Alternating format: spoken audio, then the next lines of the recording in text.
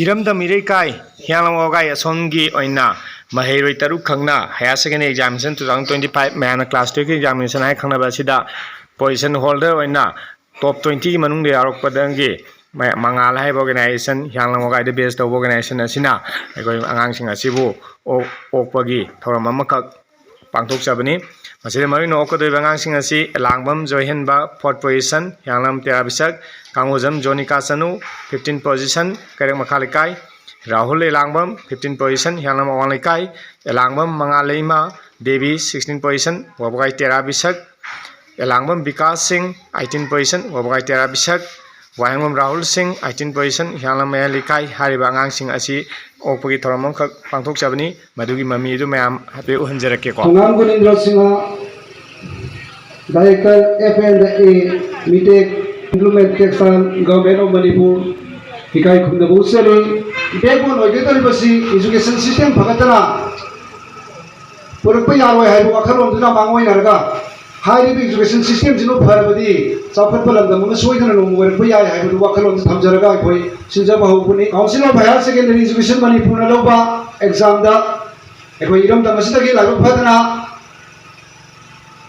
Position holder मयाम अमा थोलपा अखोइना खंजरुबा माइगैदुदा असिगोनबा थोलपसिदा अखोई अमथम पुलगा सक उनदना अखोई इरमदम सिदा लैबा प्रजा खुदिमना हाइरिबा नुसिजरबा छात्र तरबसिना पोजीशन होल्डर की फमथोलसी फमपा मतमदा हराव नुआइबदु सक उनदना अखोइना मखोइ पुनिंग थोगतबगी पुन्नमक सक उनदना अचापुन्ना अखोइ पुनिंग थोगतबगी तंजादुमा लौजबनी Ahaan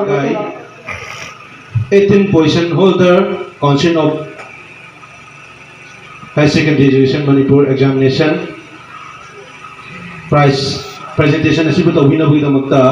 founder Polsar School Wahangam Tikendrajit kai khumnabda matik charba ngasigi da scheme member obiriba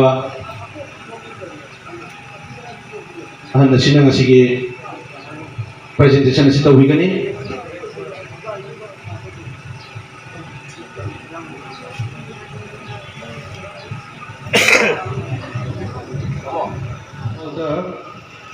son of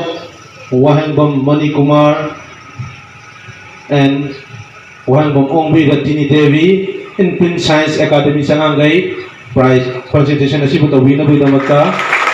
founder Polsar School Wahangbam Tikendrajit kakum nabdam tichar bang asigi VIP member asina kudan tawina ni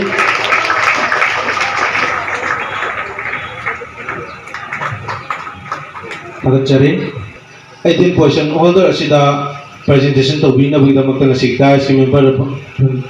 lengchen biriba founder Bal Vidya Baban maibam Janeso Busu masigi 18 position holder Mr. Pikasa presentation asi to bina bida makta nolok na hangachari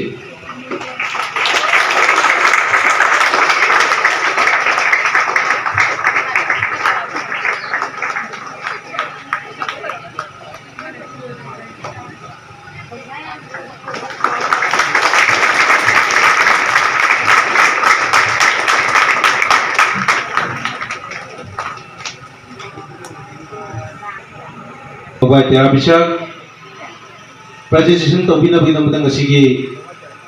guest of honor ki phampum lang election biriba Elangbam Jugeshwar Singh founder Graces Academy presentation to bina bina matang sinja langjari besigi maikai tegi nolong na hangachari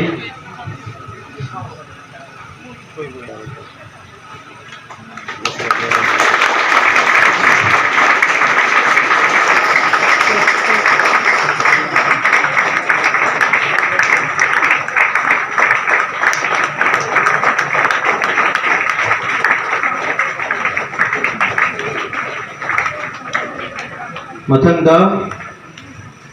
Kanguzam Yonika Chanu 15 position holder Kairak Makhalikai Pin Science Academy Sangangai daughter of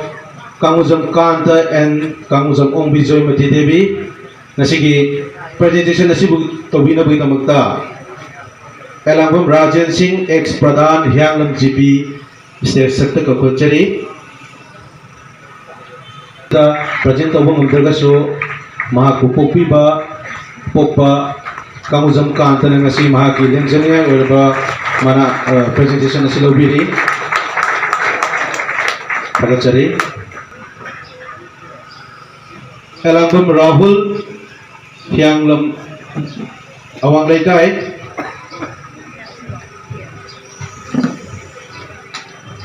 son of Elangum Radhishyam and Elangum Renubala Devi in Science Academy Changangai Nasigi presentation Sibu Tawina Budamakta President Pamam Langlenchin Biliba Simaibam Ranjan Singh President Mangan Malem Ngaran Belum yang Moga Bisu presentation Sibu Tawina Budamakta Nolung Hangachari Elangum Rahul Singh 15 position holder 15 minutes.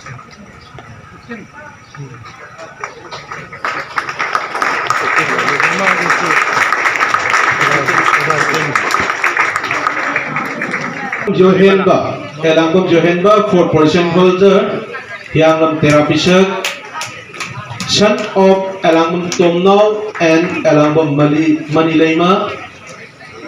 in Science Academy, Changangai. Presentation Sibu Tobina Budamakta Ngasigi Chief Guest Ki Pamam Langlenchin Biliba Thongam Gulindro Singh, Director FNA, MITEC and Financial Advisor Handloom and Textiles Government of Manipur. Haliba Calculation of Picharba, Chief Guest Ki Pamam Langlenchin Biliba Secretary Member Sina. Position holder Takrabam Elangum Johenba, son of Elangum Tomnau and Elangum Manilema, in Science Academy Changangai, Kutum Tawili. Masjid ay ima na hai gibdo ay ngasi ilam magadi ko ay ngasi sumaina toroy ay chahi yang khay mamanga imana ba tinaramba hauji imana bani mo hai ba ikai ba mi lai konsam himaloy hai se hauji letinen kanone karne ma se retire tore adu imana bani hai ba ikai je ba adu matam amadi ma su sarang patai ni ay singlawai de ni koi lawai ma se je toro ma na sainik ta tamba kanda Singjam may khoi do na Dr. Monui masin na pamalay mo imong jida he full le man sainik ta chapaga je khoi cycle na toroga tarang je cycle bag ka ha paga awang bio sibo ga thindu mina dana adu matang na mana captain kara ba kholo ba khoi correspondent mayam le rame adu nga chi di mana tv da ngang ba ko ba do I kumina ta ba na tru pa lai te adu nang nga chi phami na rami ji da ima ba matam da Aisu nang miwe ro na ima ipa na tharam ne pa ju tharam ne ada ai na laithau ra ma na lekhat khi do ai di ima ipa na la kan da hai ba in da ba yam yaw khre hauji ta ai sa na hai ba electric kan si da ai thamoi da yam chai ba ko aduna noi hai ba ima ipa na hai ba si in si mai phu se adu na pai ga cha ba cha da ba jana sa na pai ga yeng an wo suppose nisha sa ba phatte hai se adu nang cha ga na yeng ba se ma si yeng ro phatre hai bi thabak se hal man na phatre wo ja na phatre hai bi thabak se tha do nang test tau gen khal ro no ko adu na hal man hai ba padana ilaga thabak lai lai su padana pung jang na tau ro aduga oi mi buding mal oi na to pang oi ba ya de to pang oi ba moi ge di to ngana ma ge lambi ma chat ba la ni ko ai le ho wai su mi oi da ba ya de adu de ai su ai na to ri ba thabak tu da pung ning chang na ho da ba ta le